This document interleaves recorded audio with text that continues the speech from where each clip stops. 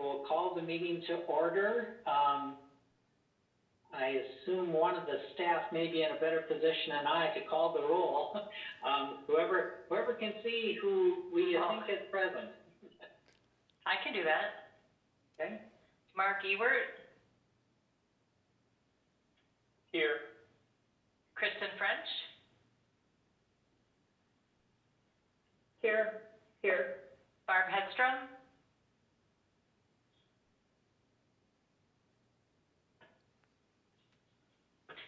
Maybe we should have her do a thumbs up or. I wonder if she'd be better off calling in just an audio. Barb, that might be a good idea if you can hear this, to exit the Zoom call and use the phone number. Was that you that just said Patty, Barb?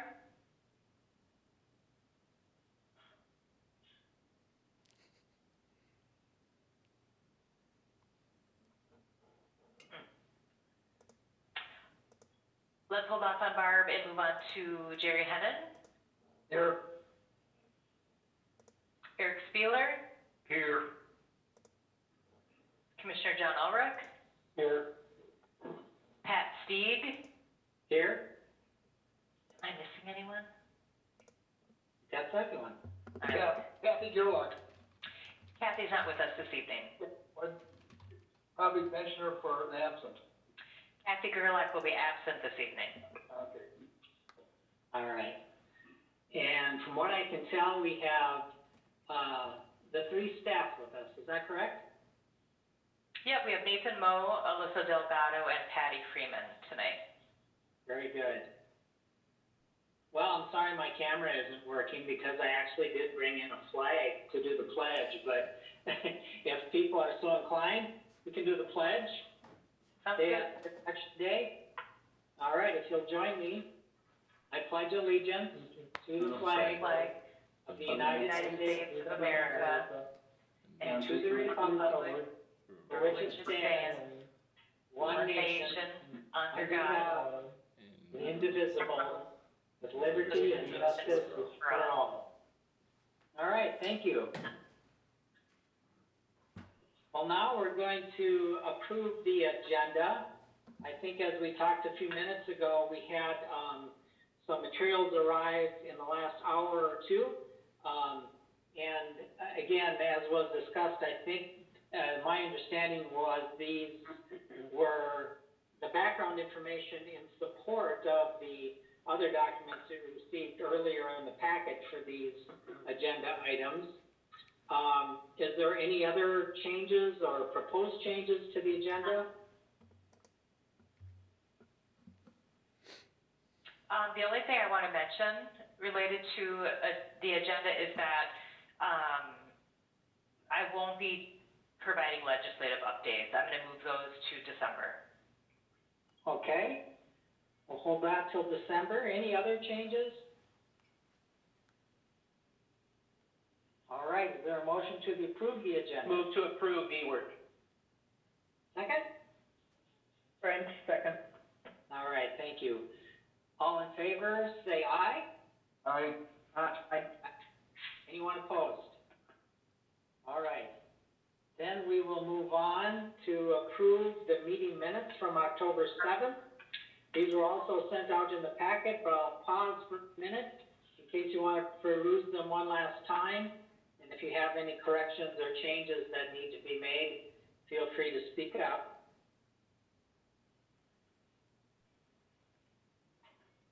Make a motion, we approve the October minutes. All right, thank you, Jerry. Is there a second?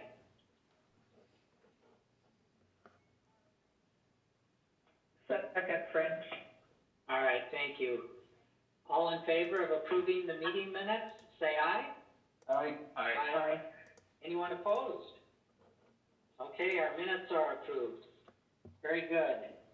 It doesn't look like we have any citizens with us as far as we can tell, so we can move on to item number 6, which is operations and natural resources. Patty, is there a report here or an update? No, we can skip right down to 8. We don't have anything for 6 or 7. Okay. Okay, very good, thank you. Moving on then to number 8, administration, planning, and development. Item A is an acquisition update. Yeah, do folks have their, packets in front of them, so can you see the property reports and the maps, I can. hopefully? Yeah. Yep. Because I can't, okay, otherwise I could share my screen. The county is in process of, considering acquisition of 4 properties. We're at really, the very beginning stages. And these are properties that we have considered purchasing, a few different times in the last, let's say, maybe 10 years. And some of them have taken a back burner to other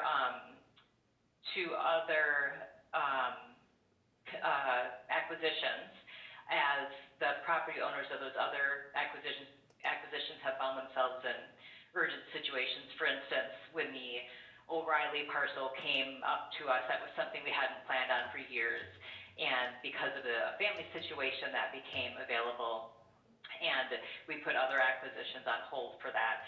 So various situations like that have kind of moved these around, and then a couple of the landowners also from their end put them on hold, or kind of changed their mind. But now today, we're at a point where we're looking at these 4 properties. All 4 of these we actually reviewed, staff reviewed, I should say, with the county board back in June of 2019. So at that time, we did a review of potential acquisitions, and we discussed the idea of using what would be the 2020 bonding dollars as potential match to the grants that would fund those properties. And it took longer than we expected for that to come to fruition. We thought that that we would understand the bonding situation back in May, but of course we just found that out recently. So now that we know that the county will be receiving some bonding dollars, we're moving ahead and we're seeking appraisals of the properties. Thank you, Nathan. And we'll, like we typically do, we work in partnership with the highway folks, so the county highway group, their right-of-way group. They will be seeking professional appraisals, going out for bid for those. I don't expect those back until probably January, and once we get to that timeline, staff will look at what the appraised values came in at. We'll start comparing that with what we think our available funding is, and then look at the role of these parcels, and we'll probably seek Park Commission input on priority in case we need to get to a point where we have to prioritize these. And I would expect that would probably be in maybe probably February timeframe. And then depending on what happens with that, we would seek county board approval to negotiate with up to 4 of the property owners. The image that you're seeing right now shows you 3 of the properties of interest at Lakeland Bluffs, and you can see they all are adjacent to purple areas, and those purple areas are properties that we currently own. And Nathan, can you move down to the next map? The property at Doyle Kennefic is highlighted in yellow, and that too is adjacent to property that we currently own. That's really all that I wanted to share tonight. We will, once we have more information, we'll come back to the Park Commission and show more about what are the resources, how do these parcels play into the planned master plans. But I think getting into that now probably is premature. Are there any questions that I can answer at this point?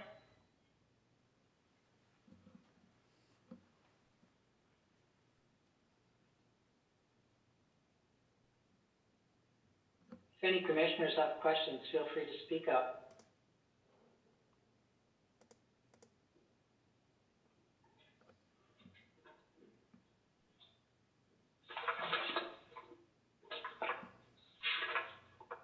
One other thing I'll just mention is that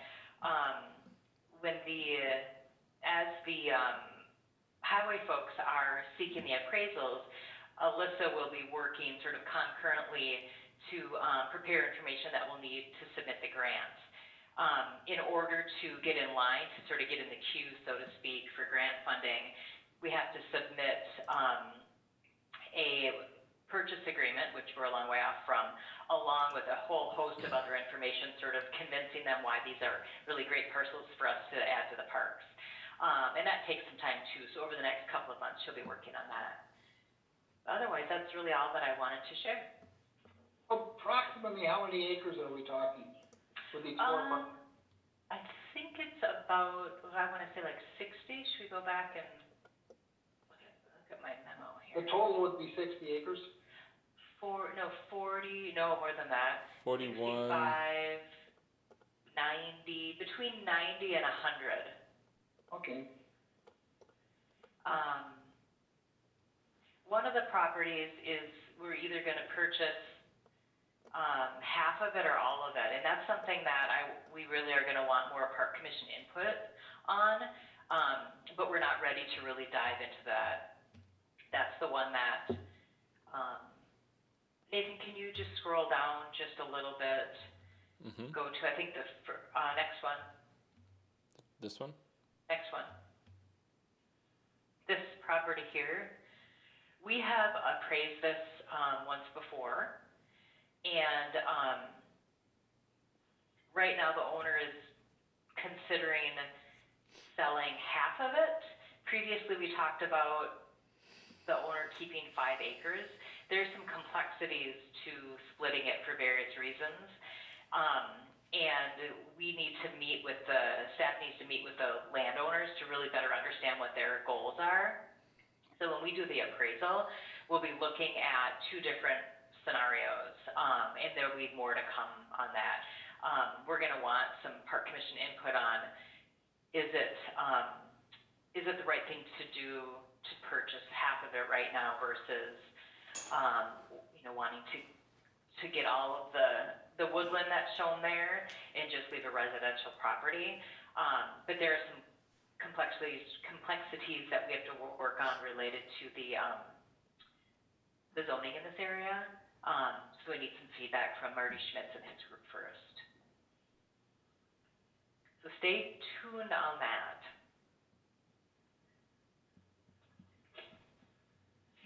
That's the parcel right next to the Mayer property. So just directly to the south of this is the Wells Fargo home. Does everyone remember that?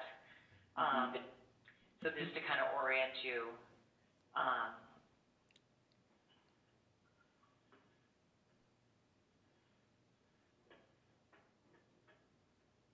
Any other questions? I do not have any.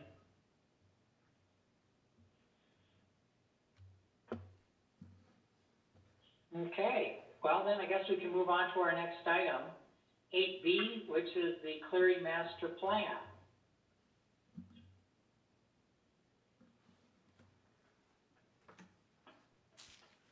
Nathan, can you pull up the slide?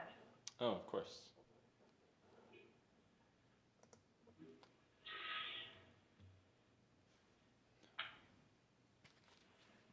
Okay. Hi everyone. Hopefully you can hear and see me all right. But for a reminder, my name is Ola Stelgado. I'm the Parks and Natural Resources Coordinator. I'm here to talk about the Cleary Master Plan, but particularly give a community engagement update and mention the draft community engagement plan.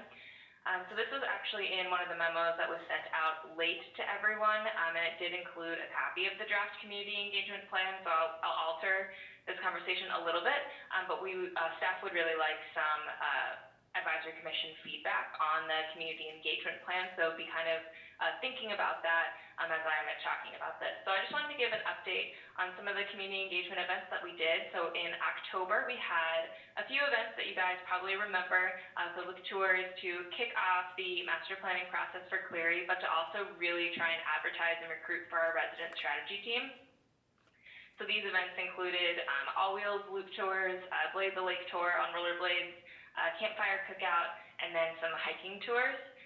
And we advertised these events through multiple platforms. So we had paper flyers that were created, and this flyer was also digital. We shared them, these events, along with the flyers on Facebook and Nextdoor. There's an article in the Scott County Scene. We also had some city partners that helped share this information in their newsletters or on their Facebook pages as well. So we were really trying to spread the word about these events and particularly recruit for that resident strategy team. As well, we did what we could in translating those flyers to try and get it out to different communities. So we actually had help from Kara Madsen in the Scott County Volunteer Office that had our flyers translated into Russian and Somali, which was really great. We were really grateful for the enthusiasm from the volunteers to try and get that done for us.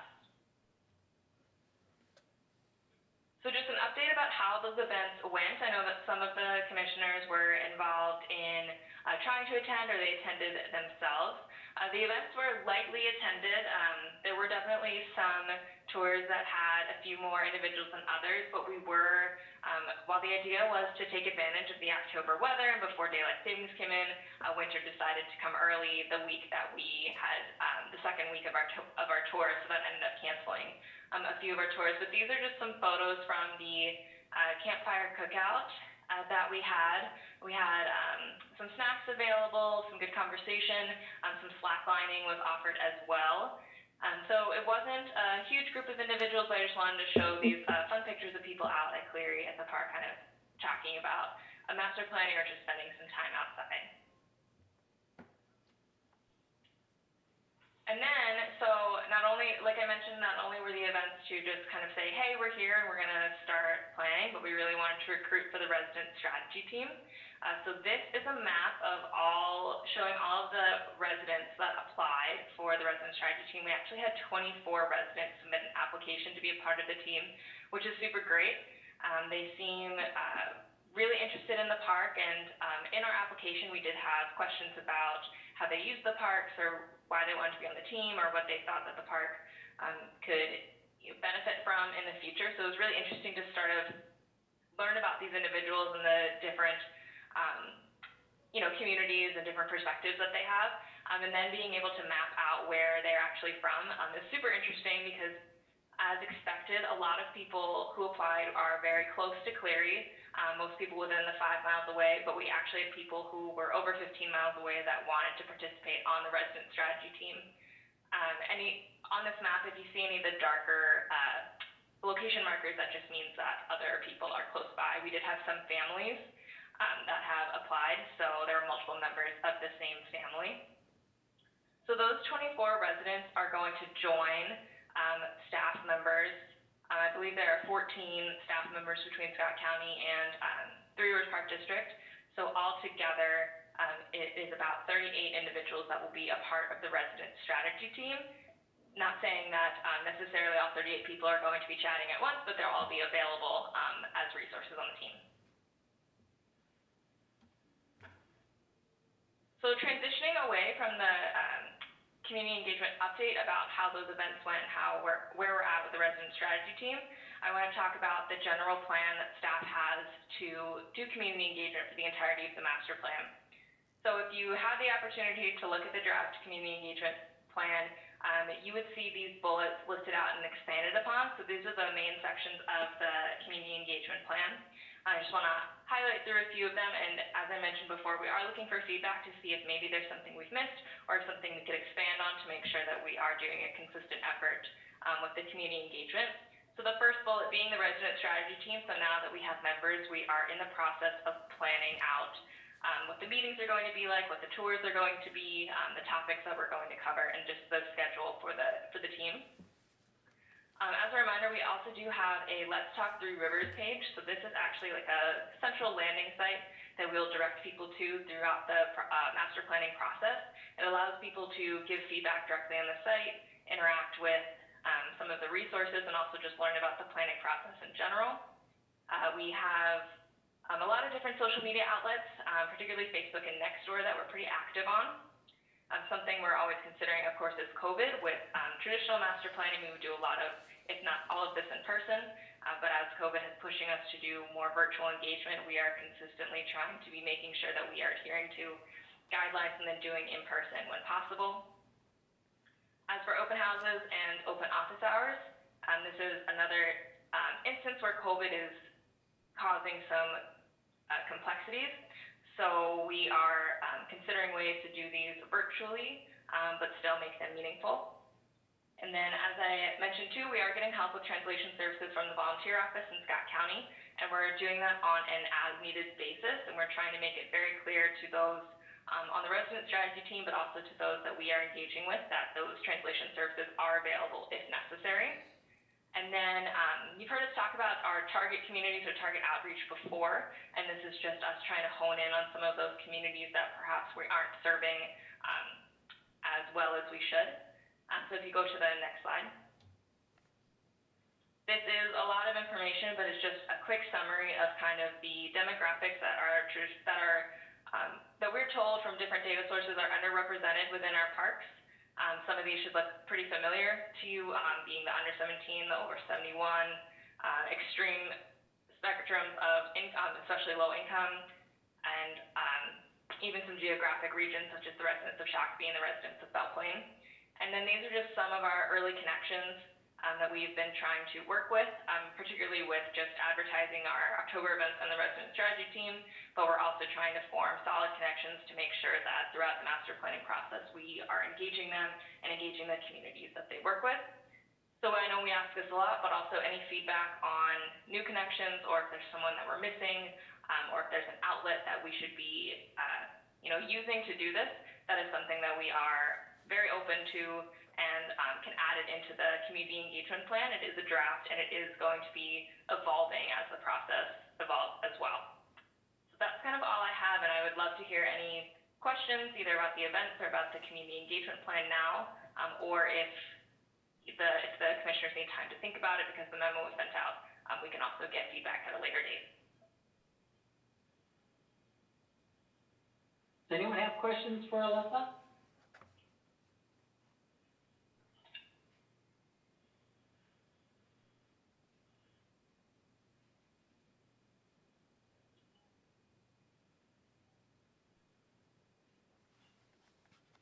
Well, this is Pat. I would just say it looks like you've put a tremendous amount of thought and planning into this. And so I'm impressed with trying to cover all the bases and make this as inclusive as a process as possible as we seek the public's input on this master plan. So congratulations on that. Thank you.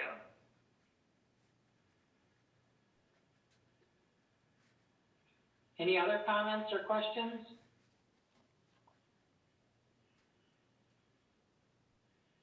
Well, did you have a number in mind, how many citizens you wanted, and are you achieving that number, or do you think it's low? Yeah, thank you so much for that question. I personally was not expecting this many people to apply. That may be my naivete, but just thinking, but I'm super excited that we got the number that we did. I think that especially for virtual meetings, perhaps that number, when you're taking in 24 residents and then the other staff members as well, the number can be perhaps a little bit large, but it's going to bring a lot of really interesting perspective, and I think much needed perspective to be a part of this team. And from reading, I think the people that we have are really dedicated and are really interested in being a part of the team, which is really exciting. So I haven't necessarily been focusing on the number of it, but really just like the quality of people that are like super interested in being engaged in the park. Thank you. Yeah. This is Bob. I'm wondering, of the people that are participating, are they seeing some of those demographics that you're hoping to see and have connections with? Or other people to some of these demographics? Yes, Barb, you're cutting out, but I think I got the gist of your question. So we didn't ask for demographic data in the application itself. We didn't want it to be any sort of barrier. We didn't want anyone to feel like, it was something that would stop them from applying. We do know that when we were advertising for applicants, that we were pushing these to some of these these groups that overlap with the targeted communities, and we have had some success in individuals from those groups telling us that they have someone who's applying, and based off our knowledge, some of them did apply. Our goal is to get a better understanding of who is a part of the team later on, but as of right now, I don't know, we don't know the breakdown. I do know that there are at least 2 students with their parents in the team, and that is about all I know.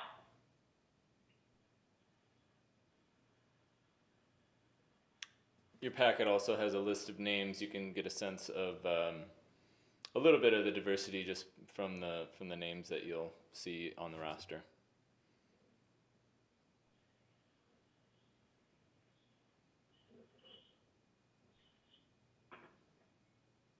Does anyone else have questions for Alyssa?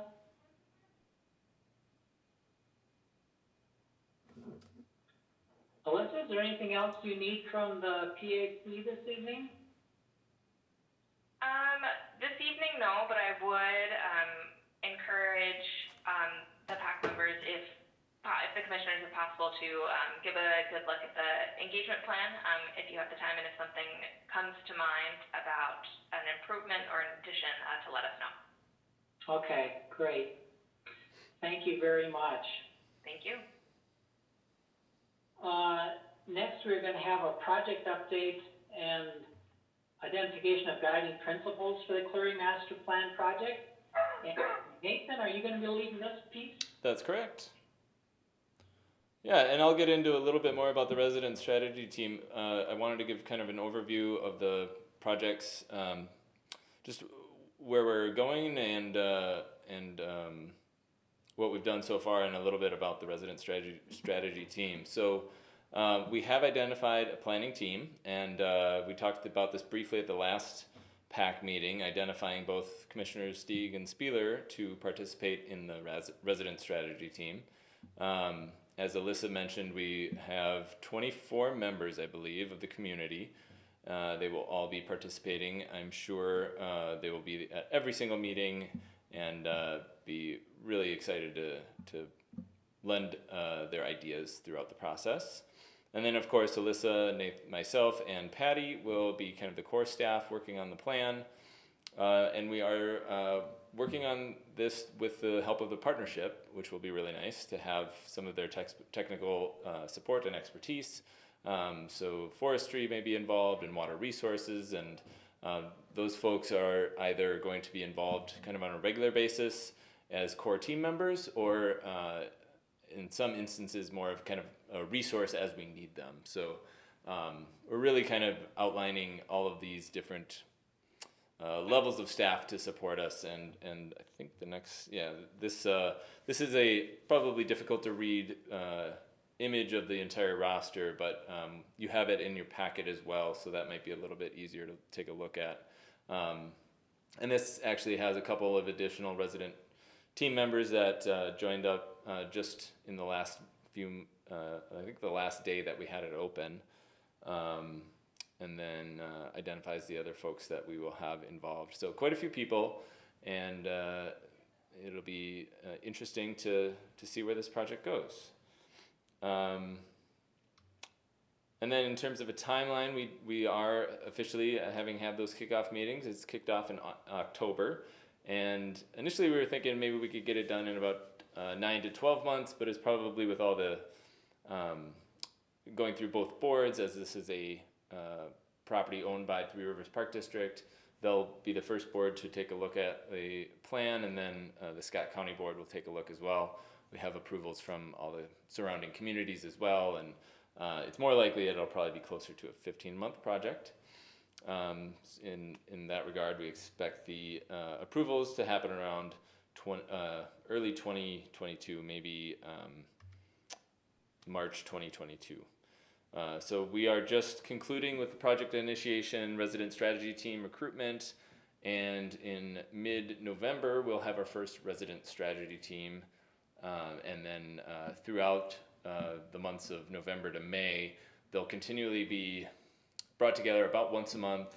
Maybe we'll have some field trips that will allow people to experience things in the park, and we'll continually build the context for issues within the park and just helping these resident strategy team members really understand the issues that surround developing the park over the next 20 years. So looking forward after kind of that context is established, we would be looking at kind of a substantial workshop involving the RST to really nail down some of those big topics that have been brought up throughout the context development, and then working toward an initial concept. So that'll last for a few months in the summer to early fall, and then that'll bring us to through a few different stages and reviews. That'll bring us into the community recommendation by October 21st, at which point we'll develop that final components of the plan and get into the community review and board approvals.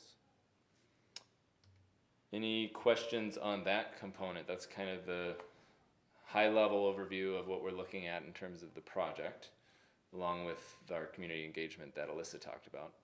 I'll pause there if there's any comments.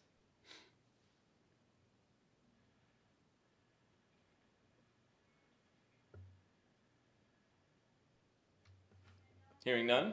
Where and how? Yeah. Where and how are you gonna hold these meetings? So, You know, with this virus going on. yeah, primarily it'll be virtual, and everything as long as it's, if it's unsafe to meet together in person for any sort of field trip or anything, we will be holding everything virtually.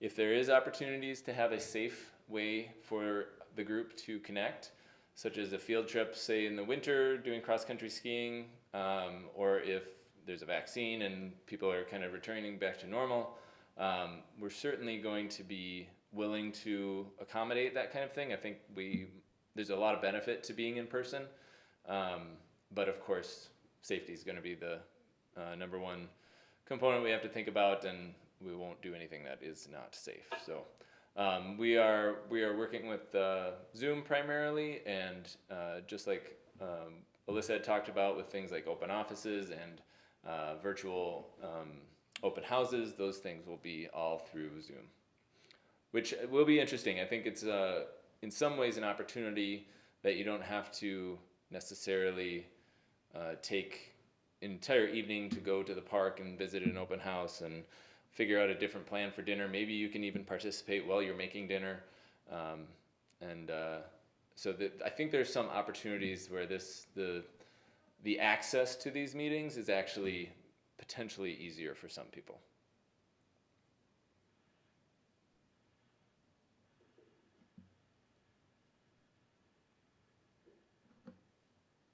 Should we move on? Anyone else have questions for Nathan? Mr. Chair, can I just share just a couple of comments? Sure. One of the reasons we extended our timeline is to allow for us to slow things down potentially when the weather is good in the summer. So if we're moving along in this process and the idea of holding a major sort of open house approval of a concept virtually, maybe it starts to not feel like the right way to go. We want to give ourselves some flexibility to take advantage of some open air opportunities to do that. I think we don't know what's going to happen. We're going to need to pivot and adjust, and that's one of the reasons we have that longer time frame. When we get into this, we may start to feel like, gosh, it's really, having a virtual open house really seems like it's working, and people are supportive of it, and then of course we'll go ahead and do that. So just wanted to offer a little bit of some of the thinking behind it, behind the whole timeline and how we're thinking through the meetings and potential open houses. That's all. All right, thank you, Patty. Yeah, I think time will tell what type of safe outdoor activities can be conducted during the course of this planning process, but obviously, there's nothing quite like, having your residents out there and seeing things and talking about things together. So hopefully that'll be a possibility for us. One thing I'll add to, kind of related to that, is I guess it was early in the fall, Alyssa and I took some time to make sure that we had photos of essentially all of the elements that we might be discussing in the park, and Three Rivers GIS team is putting together an interactive map that will allow folks to kind of have a virtual tour. It certainly won't be anything like being there, but if somebody wants to take a look at the golf maintenance shop for some reason, we have a photo of that, and they can provide comment after taking a look at the photo. It's kind of a virtual field trip, or a virtual visit to the park, if you will, and that will be live in the next month or so. I'm waiting for an update from Three Rivers GIS.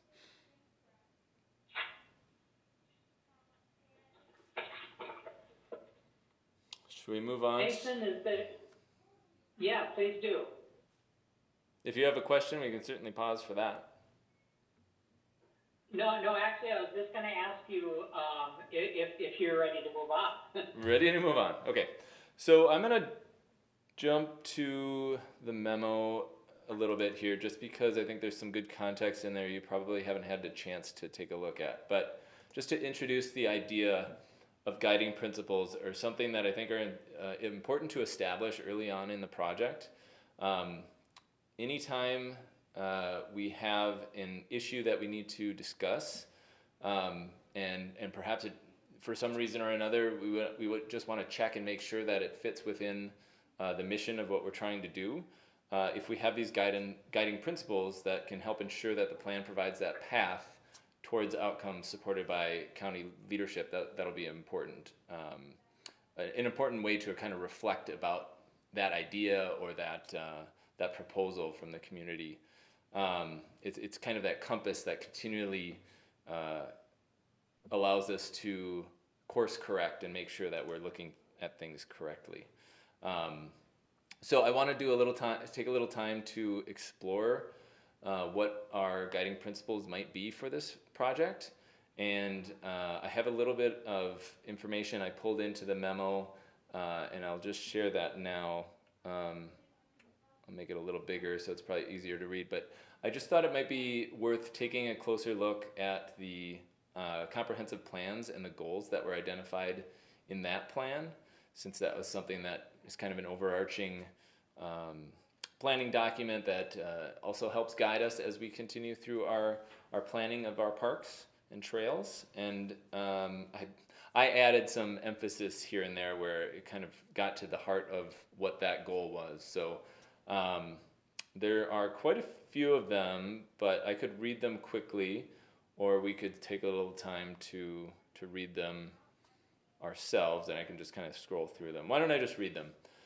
Develop and protect existing park lands and acquire lands identified for future parks to create a park system that meets the natural resource-based parks and trails needs of current and future residents.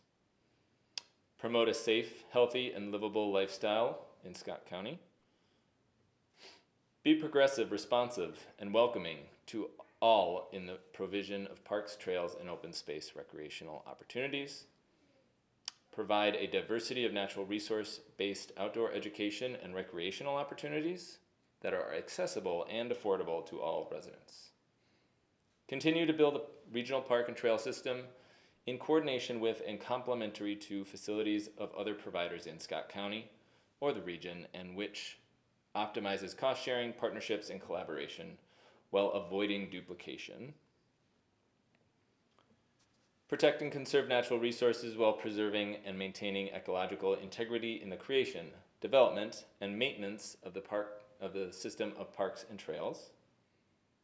Preserve and interpret the culturally significant resources within our parks to connect visitors with our collective history and to enhance placemaking within the park. Endeavor to provide efficient maintenance and operation of clean, orderly, controlled, safe, attractive, and welcoming parks and trails. ensure protection of the public's investment into capital infrastructure, be leaders in sustainable management practices to protect the public investment and ensure the safety, quality, and sustainable operations of parklands, facilities, and infrastructure through long-term management. And finally, provide adequate and equitable funding for the acquisition, development, operation, and maintenance of the regional parks and trails in a manner that provides the greatest possible benefits to the citizens. Thank you for bearing with me. I know that was long. So these guiding principles need to be realistic goals or realistic principles that we can continually check ourselves with and refer to when a recommendation or opportunity is presented. Sorry, was there a comment? I'll forge ahead.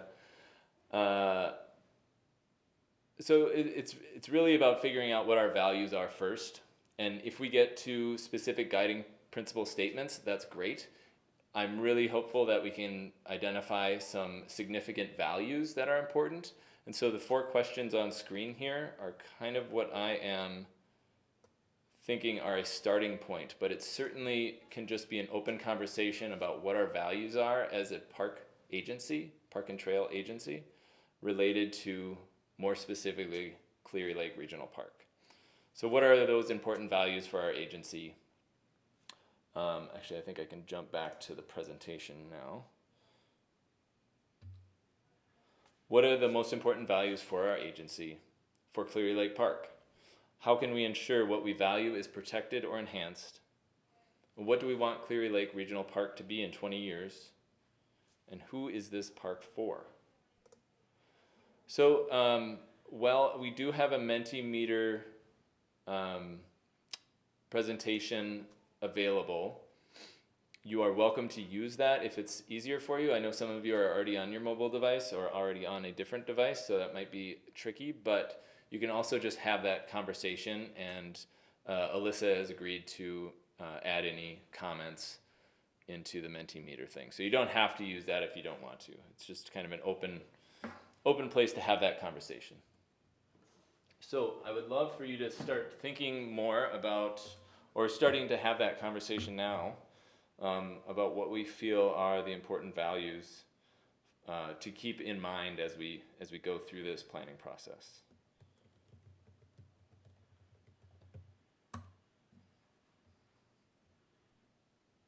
So yes, as a reminder, if anybody doesn't want to participate by using the code, and you wanted to just kind of speak what you thought the values are, I will be recording them, and they will pop up in this, because I'm logged into Mentimeter, and we'll type them as if you were typing them. We want to take them question by question? Sure. So the first one was, what are the most important values for Scott County as a regional park provider, as a park and trail agency?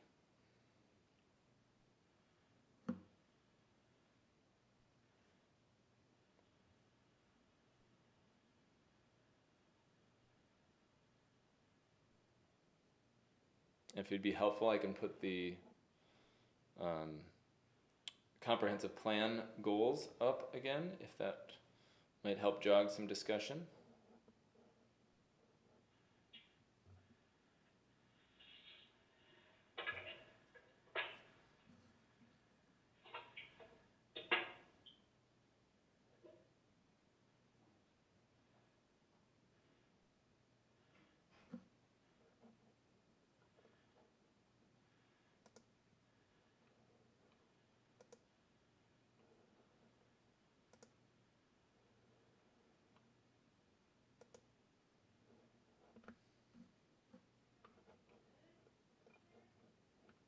Anybody?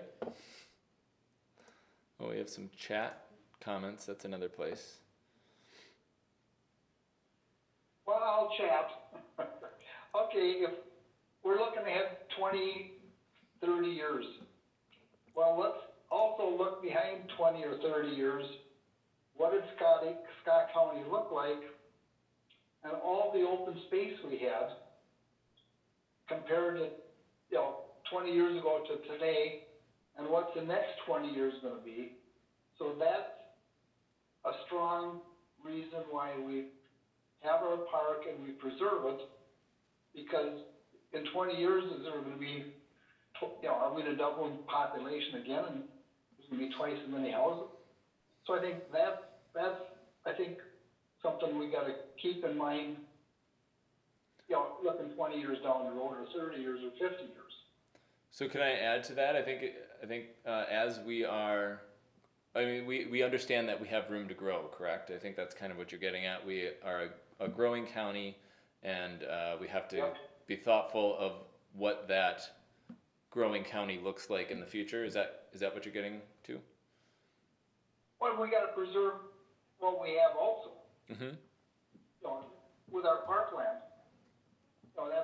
That should make our parks more valuable as we grow more and more, because it's gonna squeeze a lot of recreational land out of everybody's use, or even the view of seeing trees. Yeah. Okay. So I missed the mark a little bit. You were really more talking about preservation of land. Correct. Okay.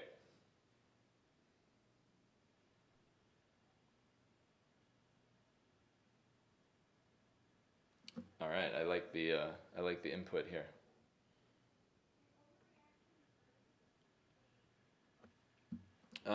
So maybe worth reading off a few of these. Being welcoming and accessible to all. Coordination of park services. I think, Barb, you might have done that in the chat as well. Do you mean that in terms of that region, the comprehensive plan goal to be complementary with the local service providers and the other regional providers that are in the nearby vicinity?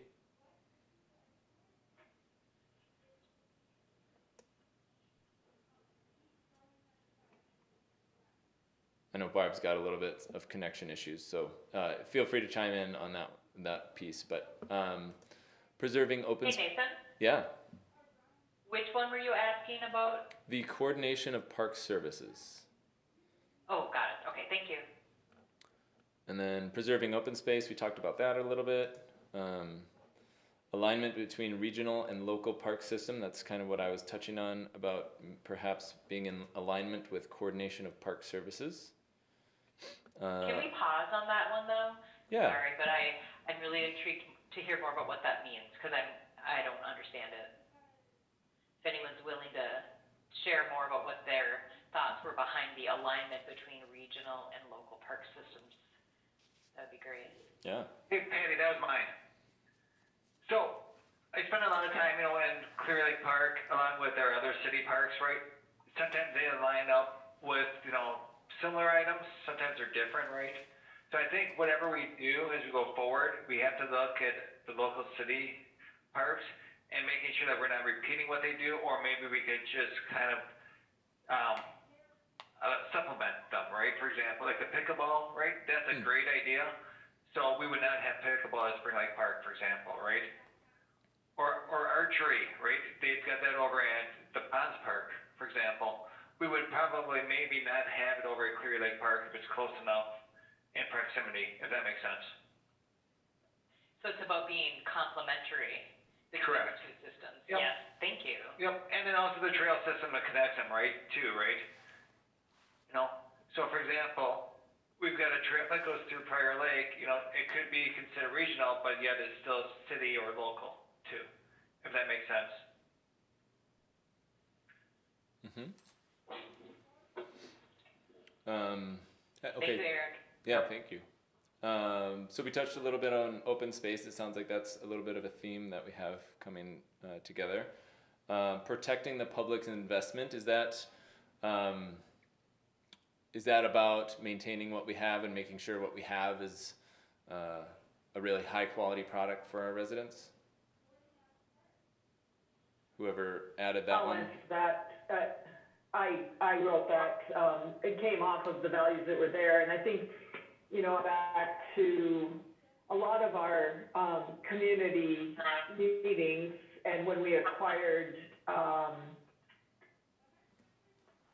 Cedar Lake Farm, was a lot of talk about, these parks came with a lot of taxpayer dollars, and how do we protect and utilize what the residents have helped contribute to. Thank you. And I think, so, we want to protect these parks and use them appropriately, always remembering that there's, a public investment in them. Excellent. Sort of aligns with this, this middle one here, be fiscally responsible. Providing high quality services to residents in and around Scott County. So providing just a really high quality product. I like that. Continue to make our parks valuable through maintaining our current facilities. Sort of aligns with the protection of the public investment a little bit. Being relevant to the residents and needs. I like that one. Does anybody want to expand on that a little bit and talk a little bit more about what they were getting at on that one?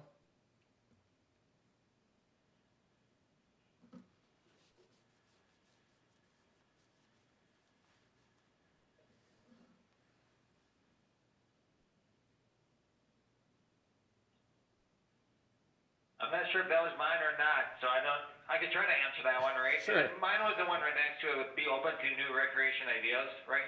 Oh, sure. So I think it's very similar between the two, right? I think we have to continue to move with the residents and users of the parks, continuing to change what's needed, if that makes sense, right? Rollerblading was big maybe 20, 25 years ago, right? At that point, it would be nice to have a paved trail right around it. Now people are hiking through trails, and we should have a path through trails for Nordic walking, for example, right? Frisbee golf, like Jerry talks about on a regular basis, right? We may want to have that in one of our parks too, if it's if it's relevant to the needs of the neighborhood or the users of the park. I think that's a really interesting one. I like it a lot. Where I wonder about things like capturing current trends is really something that obviously makes sense to do, but sometimes you might invest in something like, say we spent a bunch of money 10 years ago, 5 years ago to convert the golf course to exclusively foot golf or something like that, because foot golf was kind of popular for a while, and then so I think it's just, what I'm getting at is, when we introduce something that's trendy, we also have to be thoughtful that it's a good investment for the long term. So I think it's Exactly. Yeah, it's certainly a great one. Foot golf's a good example. Stand-up paddleboards is another good example, right? Sure. Right. Is that going to be popular in 15 years? Of course. All right. So Eric wants RC airplanes, or the winky face means that it's maybe not a serious suggestion. But I like your sentiment. But the new recreation ideas, right? When someone comes to us, we can't shut them down right away. Sure. Right? The sentiment was captured, that it's worth being relevant and being open to new ideas. I like that. Just trying to make a joke that didn't land. Will Cleary continue to be a semi-rural park or more urban as more development occurs around it? So I would not say that's a value, but it's a great discussion point that I think we might want to have a little bit of a conversation about right now. What do you guys think about it continuing to be a semi-rural park, or do you envision the park changing based on the development around it?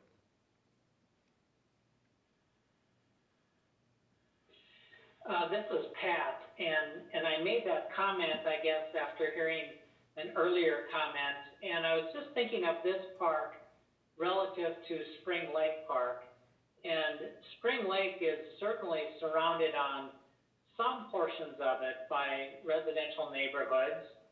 And I think, I obviously don't know about all the zoning plans in Scott County, but I can think this could potentially develop that in a similar fashion, I guess, in the next 20 years, particularly as we look at possible incorporation of Credit River into a city and other possible land developments. So just a question, as you said, Nathan. Yeah. Does anybody have anything to add to that comment? It's a really interesting question to think about.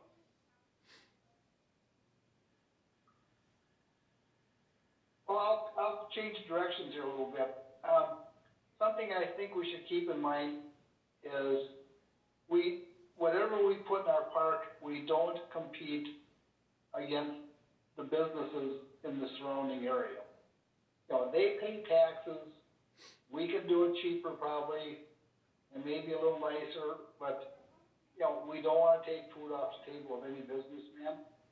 And I think, you know, I mean, there's a, you know, like, for example, we could build a great big wedding altar and, you know, have it the nicest one in the 7-county metro, but are we taking business away from other businesses? So I think that's something we should be cautious of, and be cautious of, you know, the businessmen that are paying the taxes to keep our parks open. Sure. You know, maybe this will never come up, but, you know, it could. Okay. I don't think selling beer would compete against anybody, though. I'm just kidding, just kidding. So No, not at all. the last thing I'll add about this comment here will clearly continue to be semi-rural or more urban. If development occurs around it, in some ways, this not conflicts, but it could be, if we decided that it needed to stay as a semi-rural park, would that still be relevant to the residents' needs if it continued to develop more around it? I guess that's kind of what I keep thinking about as I think about this question that Pat posed. Is it at odds with potentially another value that we have already brought up?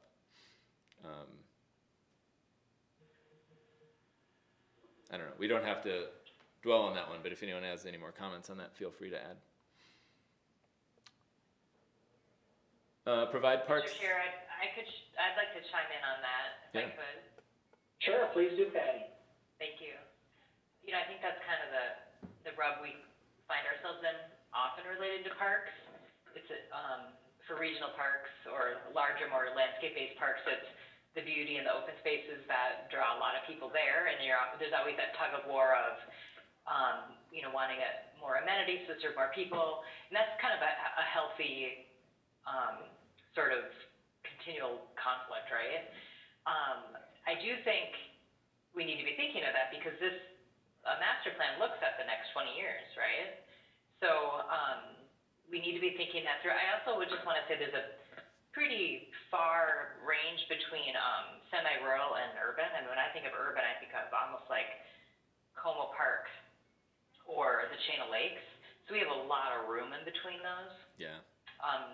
Just to throw that out there. But I do think based on the last couple of times we've tried to do this master plan, I do think we'll be looking at having to answer a little bit of this questions, maybe not to this extreme.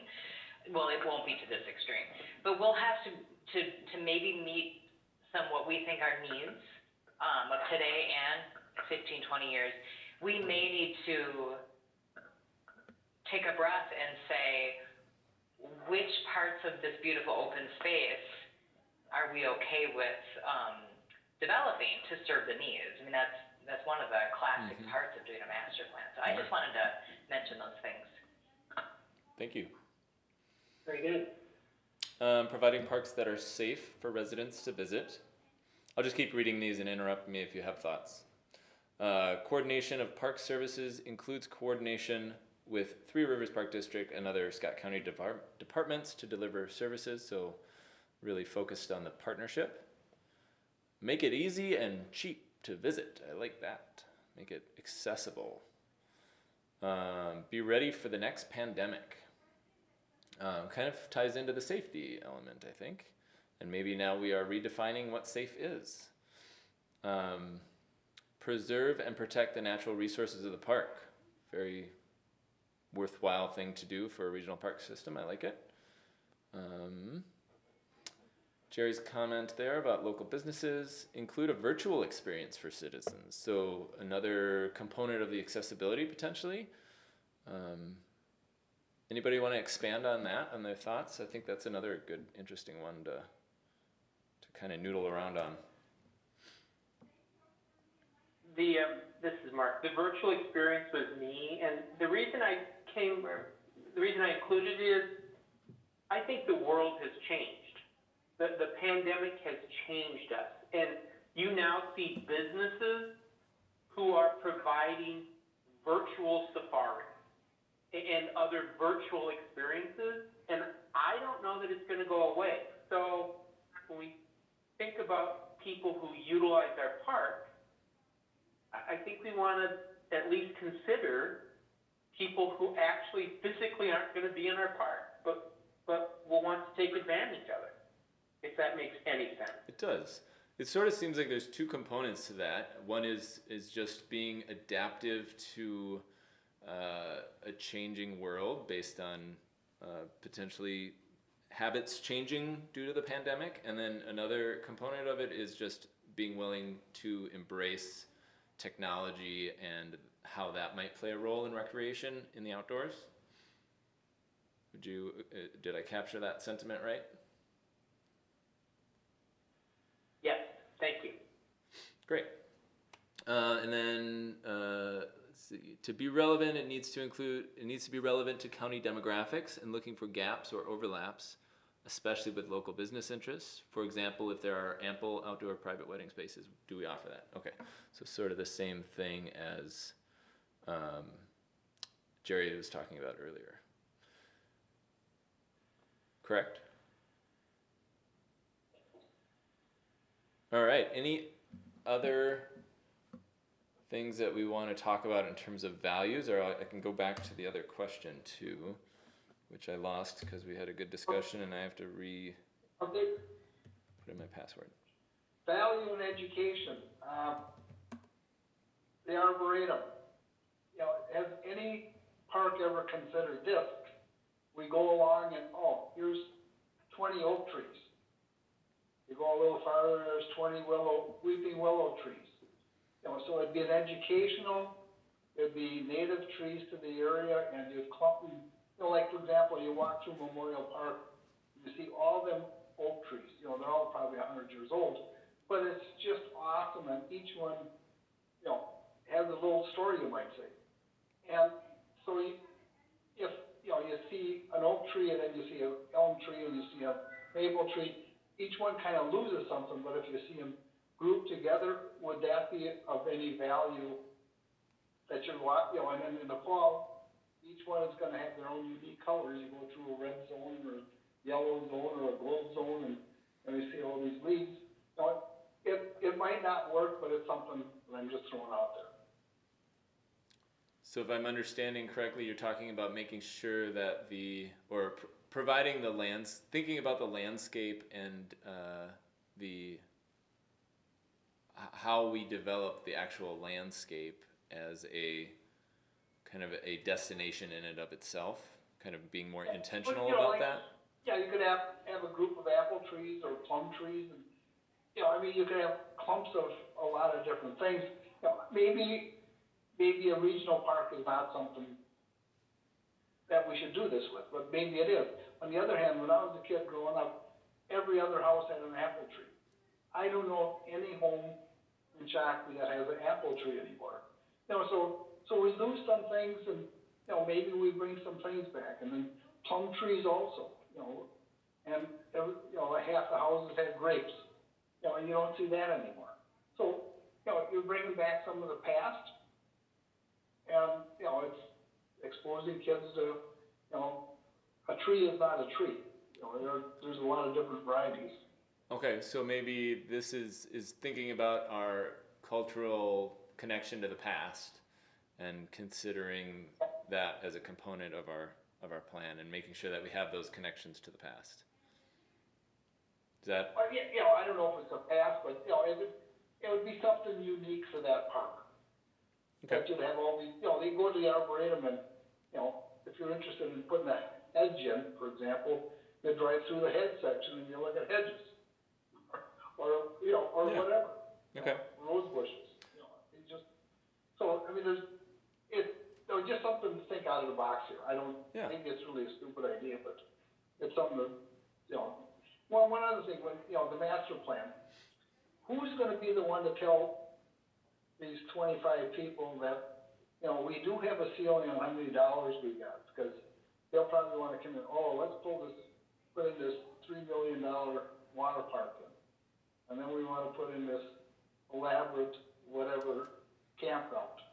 You know, I mean, so we also gotta be, on the master plan, we have to be cautious of, you know, there's a dollar amount that's gonna be available in the next 20 years also.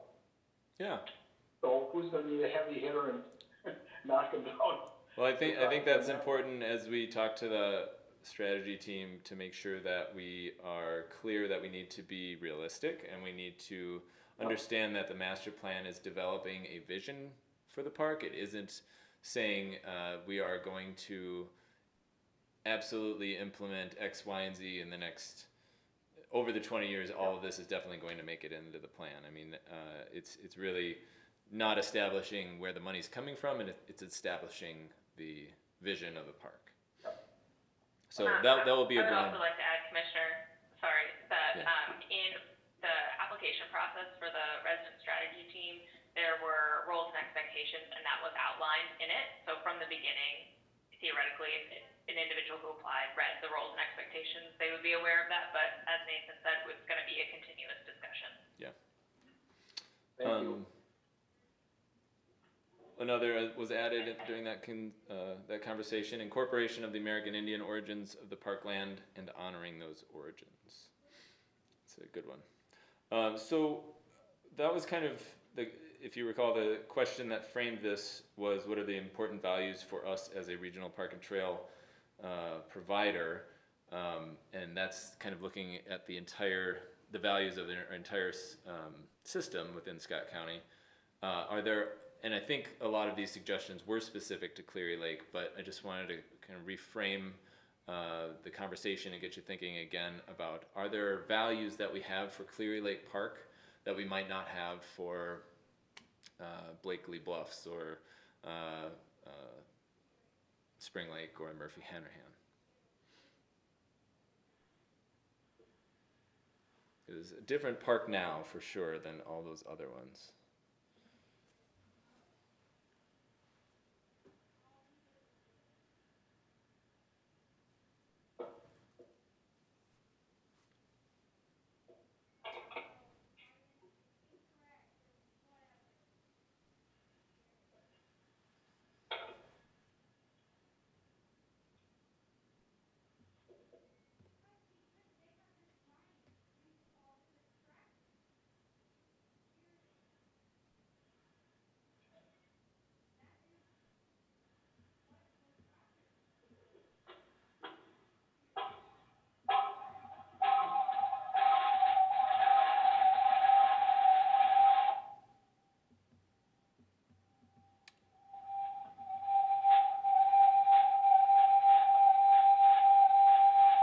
Somebody's echoing pretty good there. Maybe moving on to the next question then. What do we want Cleary Lake Park to be in 20 years? I'm gonna turn it down. No, it's good. It was just.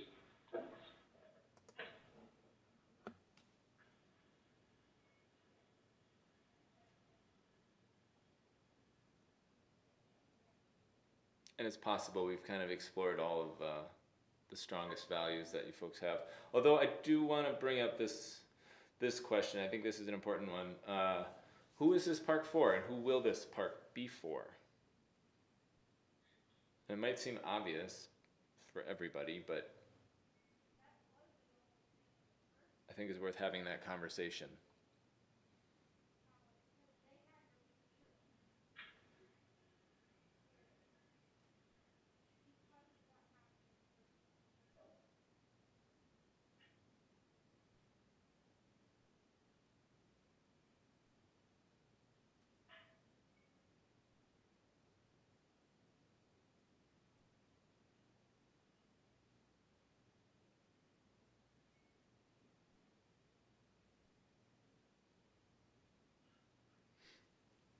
Does anybody need any more time for the Mentimeter component of this, or any other comments they want to add? I'll read this other one that Barb added. Technology and education opportunities for future example is an online education opportunity that are then reinforced with on-site visits. I think that kind of ties into what we were talking about earlier with technology and being something that we can embrace. Is there more to that point, Barb?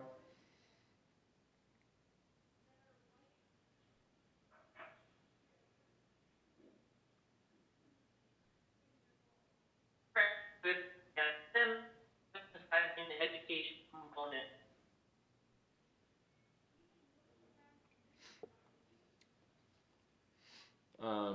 Reading this one, it should be for everyone, but with a focus on the needs of those in the highest visitation radius.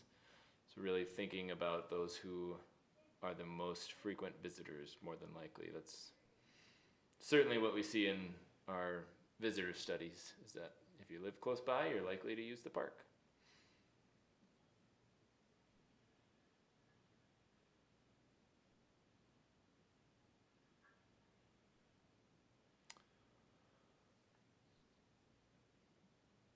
Does anybody need more time?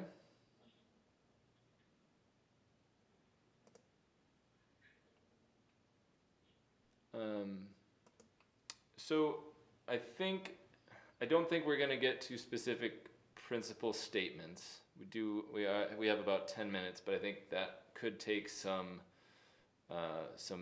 long time to kind of wordsmith those as a really valuable thing to continue through this planning process. But so we've identified why we want to do things, and I will take some time to create some principles that are kind of the rules that we'll live by as we go through this planning process. And all of the things that you've provided will be great and great guidance in kind of compiling those things into a select, probably 2 or 3 statements, depending on, maybe it'll be a few more than that actually, but I will come back to you with those developed at the next PAC meeting. Any other conversation that needs to be had about what we've just talked about?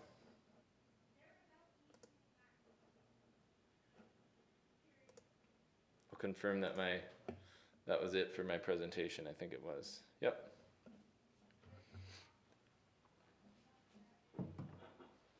Well, okay, thank you, Nathan, for leading us through that, and thank you for everyone's input. I think this is going to get the resident group off to a great start as they begin their discussions in a couple of weeks.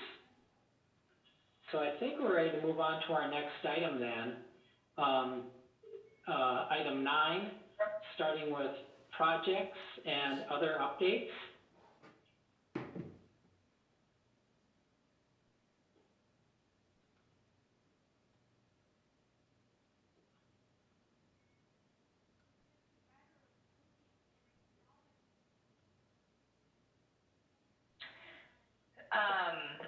Mr. Chair, just noting that we are foregoing the A1 there, legislative updates, till next month. So the other item that I wanted to share really is just more informational, is the 2019 annual use estimates, and that was included in the packet, I should say. The Met Council has a new way of pulling that brochure together. Are you guys all looking at that? Yes. It's kind of fun to see. I'll just make a couple notes. So this is this play features brochure.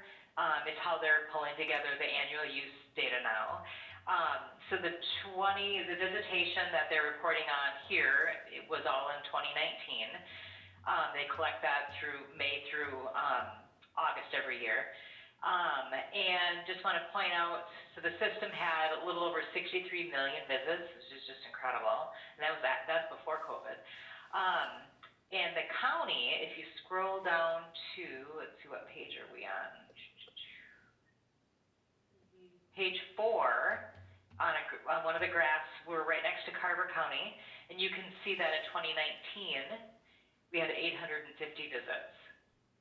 And that's following up a little bit of a dip in the data for our visitation in 2018. And I think I've mentioned before that we were kind of writing some data issues from several years ago, so that we probably, just to kind of harken back to the previous discussion, in like 2013 to 2015, I think some of those numbers were a little bit artificially high due to a data issue that we discovered.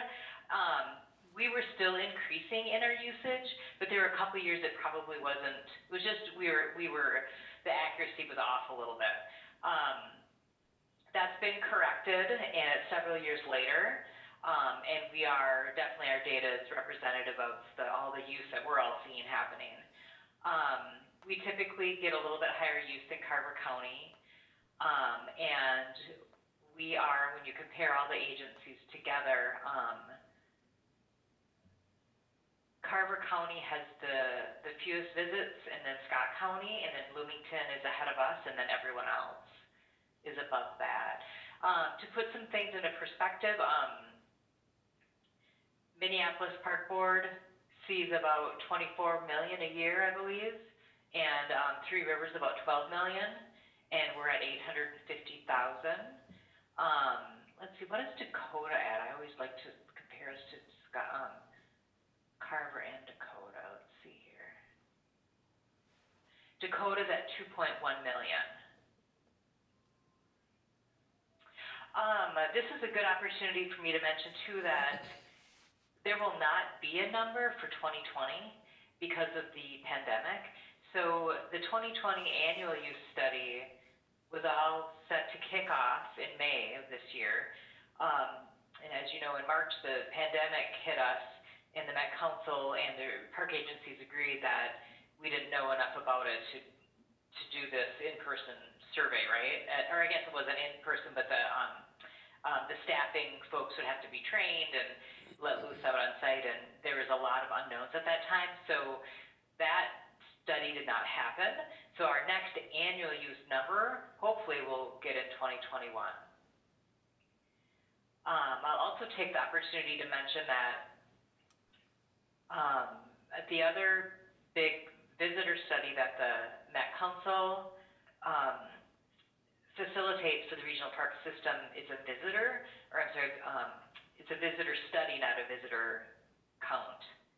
And that occurs about every 5 years. And that's a really important survey because it doesn't just count people. It includes surveying them and asking them about their experiences at the park, how often they come to the park, where they're from, and various other inputs. And the results of that survey feed into our regional funding formulas. That was supposed to happen also in 2020, and that was put on hold. That was a huge project. I participated with Met Council and a couple other agencies on the staff selecting the consulting firm that was going to do that, but ultimately we had to put it on hold. We're crossing our fingers that we can do that next summer. We've learned a lot, all of us, about how in different situations we can navigate safely within the pandemic. So there will be a decision made over the next couple of months as if do we feel that we can do that and hold this visitor study. So that's one question that will be looked at. Another question is what does it mean if we carry out a study like this that impacts years of funding when numbers are so odd? So of course numbers are up, which is great, but is that going to be representative of the dispersal of use? So is there any concern, let's just say for instance, that one park agency during the pandemic is use is skewing towards them for whatever reason, and so they'll get higher numbers, and that will impact the funding. So there's some things to be considered about whether that visitor study can go forward and should. But for now, we have this 2019 update, and I think it's good news. We documented the use that we're all seeing every year go up.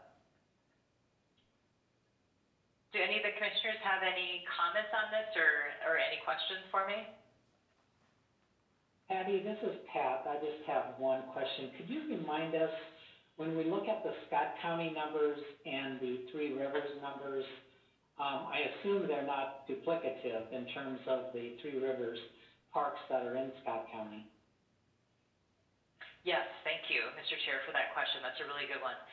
The data that's shown here for Scott County, it includes all the regional facilities in the county, except for the landing. So the data that's shown with Three Rivers in this brochure does not include our Scott County facilities. It does include the landing, because the landing is officially not part of the partnership. So Murphy Use is included in here, Clary Lake, Spring Lake, Cedar Lake Farm, and the Big Woods Regional Trail. All right. And your survey, Patty. Anyone else? Yeah, I got something. You compared us to Richfield. Now, in Richfield, do they consider ball diamonds? That's actually Bloomington. Or Bloomington? Yeah, they, Commissioner Hennis, they can't count, local parks, so it's only their, regional facilities. And the regional facility they have is the shared, they operate Highland Bush Anderson in partnership with Three Rivers. Okay. So the use that Bloomington is seeing is within a portion of that park. Okay, to compare us to Dakota County, you know, they're 3-4 times bigger than we are also. Population-wise, and square mile-wise. Absolutely. You know, so that's not a good comparison. Well, I mean, it's a comparison that it makes sense, right? When you look at the Dakota number, that 2.1 makes sense in relation to where they're at. And when you compare to Scott County, it's fair. It's, yes, of course we're gonna have fewer, right? We have a smaller population and our whole development pattern is different from theirs. Well, would Washington County be a better comparison? Oh, I see. You mean like in terms of like counties? Yes. I mean, a 2.1 in Dakota County means nothing to me, you know, compared to 850 in Scott County. You know, I mean, they're bigger, so they should be more. You know, and they probably have more parks. Yeah, Jerry, I don't think I was saying, I wasn't trying to compare us like, why are we similar? I was just saying that they're a neighbor and we know them well, so it's a nice thing to look at. It's a reference. So Washington County, I see in the brochure, has 1.9 million uses. I don't know what their population is. No, I don't know either. Okay, all right.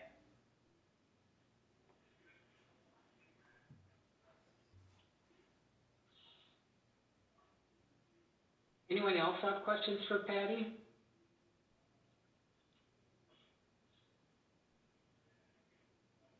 Okay, well, we'll look forward to what we hope will be some more good survey data, perhaps in 2021.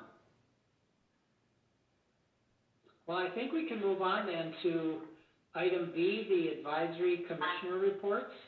Does anyone have anything they want to start off with?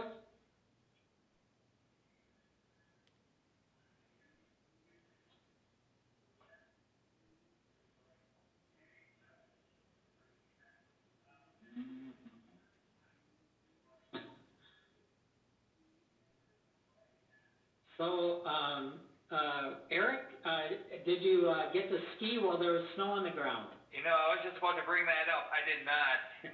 Some of my friends were out there that first morning. They actually went right around Clary. You know, they weren't supposed to, right, because it wasn't officially open. But I saw some photos out there of them going out there skiing, right.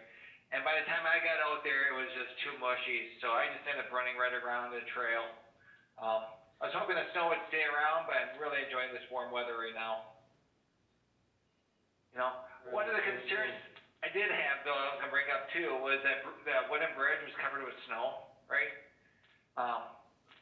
The whole other path was clear for bikers, rollerbladers, roller skiers, etc., right? But the bridge was not.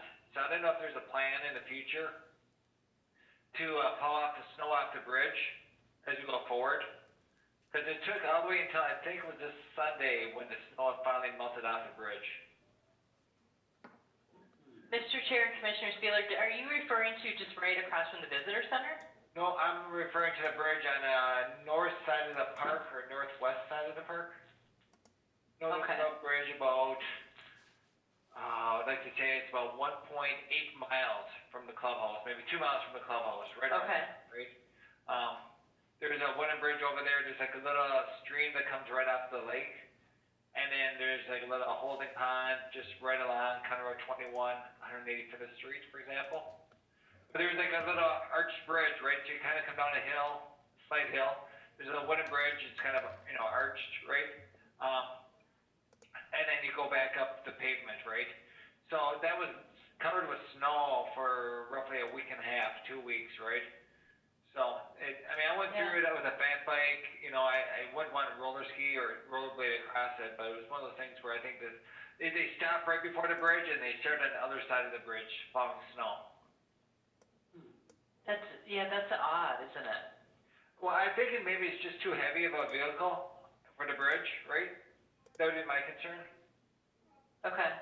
So, but it's something that, we need to look at in the future, right? And I don't remember in the past, because usually in the wintertime, I'm not going over there running when the bridge has snow on it.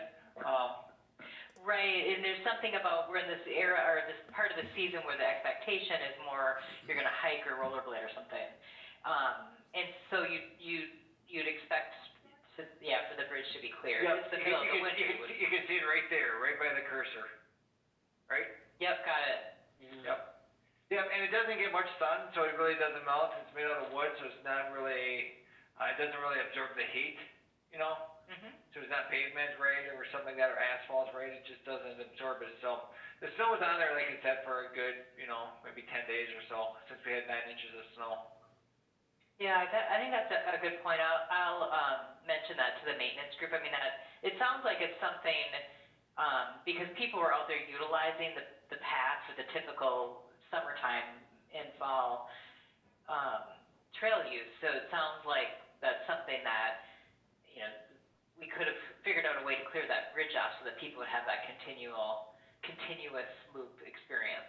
Correct, because the rest of the trail was all plowed, for example. Yeah. Right, so, and I know there's a senior citizen that goes out there every morning, and the guy must be 75 to 85 years old, but he's flying around on a bicycle. I would hate for him to go across that bridge, hit some ice or something, and go down. Yeah, thank you. I'll mention that to our maintenance group. Yep, and so that's one thing I can bring up. The second thing that got me started on all this stuff, right, was the park was open in the past month for hunting. I've seen a couple bow hunters out there. Do you know if they got any deer, or what was the return rate on that, right? I don't know yet, but I can ask for a summary. They may not be done yet. I think they were. Well, in all of them. Yeah, it was the last week of September and last weekend of October, I believe. Okay. We'll reach out to them, and if they have hunts in other parts of the district, so I would imagine when they finish all those, they'll pull the numbers together and we can share an update on that for sure. Yep.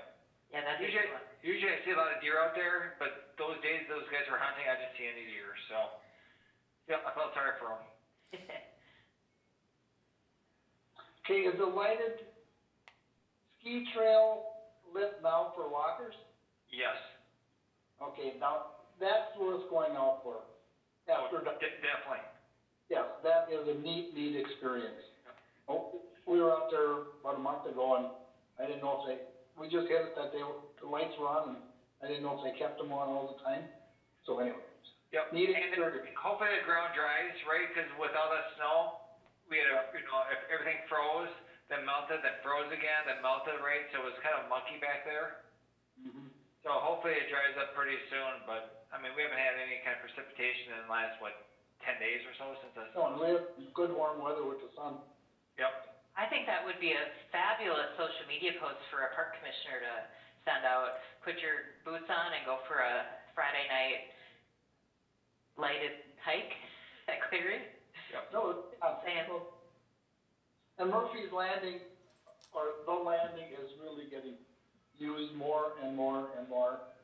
And I talked to a staff, and they were working on maybe a Christmas at the landing. They weren't sure yet, so gotta keep our eyes open or ears open for that one.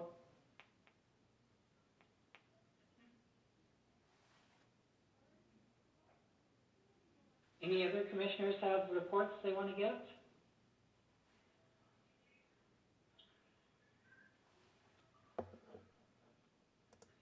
Well, let me share a couple of things myself. I had the opportunity to participate in the National Shift Summit, SHIFT, and the focus was on equity, access, and the mental health benefits of the outside.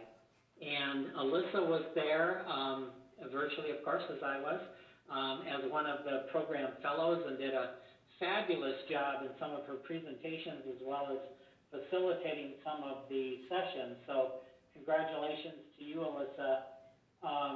And I know that Ann Yeager from Three Rivers Park District also participated in the event. I'm not sure who else from our immediate area or elsewhere in Minnesota may have participated, but it was a very good summit, and it certainly tied back to some of the things that we've talked a little bit about in the past in terms of the Healthy Hour program that Alyssa piloted this past summer and fall, and we of course experienced that at our last meeting out at Cleary. And I've been in communication wearing my Carver County Public Health hat with the Park RX group that has been working together to plan some similar type of initiatives. Of course, we're hopeful to do some additional things, and then along came COVID. But we're now looking to kind of reconvene between the two counties and see what we can do so that perhaps by next spring, when the weather gets warm again, we'll be able to have identified some of the barriers that some of our park users are experiencing who are not regular users of the park, and seeing if we can find ways to perhaps overcome some of those barriers in a pilot fashion. So more to come on that. And then the other thing I wanted to mention that's also somewhat related is I've talked a little bit about the pilot project that I've been doing in Carver County with the University of Minnesota Landscape Arboretum, where for the last year we've identified clients of the Health and Human Services Department in Carver County, and the Arboretum has provided them with an annual membership for the same very purposes, to have opportunities to get out into nature and to experience the physical and mental health benefits from those experiences. So I recently had a conversation with the membership director at the Arboretum, and we'd like to kind of replicate the program now in Scott County, through Scott County Human Services. So I have outreach to Human Services Department to set up an initial meeting to see how we can get things aligned so that we can launch the program in Scott County as well. So anyway, I will keep you posted on that as it unfolds also. And then finally, I guess in about a month, I'll be having my last meeting of the Minnesota Parks and Trails Legacy Advisory Committee. I will have served my maximum terms, and currently they are accepting applications from individuals around the state to fill anticipated vacancies. So I just wanted to let you all know about that. If by any chance you might have an interest, the applications are due by the 21st of November. So those are my updates. Any other updates from commissioners? All right, well, I guess we're ready to move on then to item 10, which is looking ahead to our next meeting in December. It looks like we're going to be talking about the Metro Parks, Youth and Parks research findings, and then also taking a look at our 2021 to 2025 CIP review. Any other items from staff that you anticipate we may be discussing in December? Yeah, Mr. Chair, I think we'll probably move back on some clear master plan things if I'm thinking correctly. I'll check in with Nathan and Alyssa, but we may want to move back with you on that. And there are a couple other items that I may want to bring forward, and I can share those with you, Pat, as we look at the agenda and try to fit it all in. But just the Metro Parks item there, I'll just share a little bit. So we'll have 2 staff members from Met Council, from the research group, coming to share. I think they've assembled quite a bit of data, and they have several different presentations. And they've worked with various youth for the last couple of years. And it's a lot of empirical research that they've done, chatting with these youth, interested youth, some adults who serve youth, but mostly youth themselves, asking them questions about regional parks, actually working with them in regional parks and doing workshops in the parks to get an understanding of how they're visiting our parks, if they're not, why they're not, their thoughts on things like master planning. I think they even asked I think they have one presentation that's on what advice youth has for the Met Council, which I think would be kind of fun to hear. But in any case, they are going to select a few of those topic areas and present to us in December. We're actually having them present to our entire partnership team, staff team, in about a week and a half. So I'm really looking forward to that, and that'll be a virtual meeting. But they'll be joining us next month, and I'm excited about that. Yeah, looking forward to it. I'll send you a link to their website, so you can, even before you get the agenda, if you have an interest, you can do a little digging into what they've done so far. Thanks, Patty. Yeah, that'll be very interesting to hear. And I think, as Alyssa noted in our chat earlier this evening, it's great that we're going to have some students on our Cleary Park RST. So it'll be wonderful to have those voices and input as we plan our parks and our programming, because of course we want to make them as accessible as possible to our youth, who are current youth. And as we look ahead 20 years, hopefully they'll still be in the area and able to enjoy Cleary Park that they had input into creating 20 years earlier. So. Well, good. And then, of course, we know we'll have the legislative update at that meeting as well. So. Are there any other agenda items that we need to cover this evening before we have a motion for adjournment? Can I share an anecdote from one of our community engagement moments? Yeah, please do. It was the All Wheels tour, the one that didn't get canceled, and I arrived, and there was 2 gentlemen there, one in a wheelchair and one older gentleman. It turned out that the older gentleman was a personal care assistant for a mostly nonverbal individual with a disability, and I explained what we were trying to do and the conversations we were going to have, and that we were going to go around the lake, and he ended up pushing this man in a wheelchair around the lake, mostly sprinting, while we biked, and I would explain where we were going to stop and then we were going to have a quick conversation there, and then he would run to the next spot and wait for us, and we maybe beat him a few times, but he was sure speedy running around the lake with the man that was with him. So it was just a fun opportunity to have that conversation, and we got a little bit of insight about what it meant to be disabled and being able to use our parks, and it just happened that they were there and we kind of brought them in. They hadn't heard about the event, but I'm glad we captured their thoughts and got to have that interaction with them. I don't know, Patty, you were there too, if you want to add anything. Thank you so much for bringing that up, Nathan. I do have a couple things to add. It was wonderful really intrigued with what we were doing. And he also was excited because this was a bit of a social experience, or, opportunity for this young man in the wheelchair. And, the young man was a bit verbal and kind of laughing, and his caregiver indicated that he was doing that because he loves to go fast, and he was just really excited about doing the loop around and having us all around.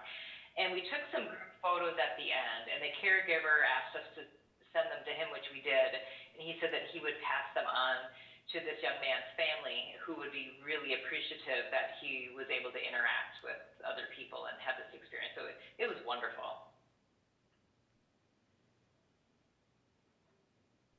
That's a fabulous story. I'm so glad that you shared it, and that coincidence worked out, that you were able to engage them in the activity, because certainly we want to hear from everyone who wants to use our parks, what they need and what they want and what they like. All right, well, if there's nothing else, is there a motion for adjournment? So moved, D-Work. Is there a second? Second. All right. All in favor of adjournment, say aye. Aye. Aye. Anyone opposed? All right, well, thank you all for taking the time to be with us in the meeting tonight, and for all your great participation as usual. I want to wish you all a happy Thanksgiving holiday later this month, and we'll look forward to seeing you again soon after that.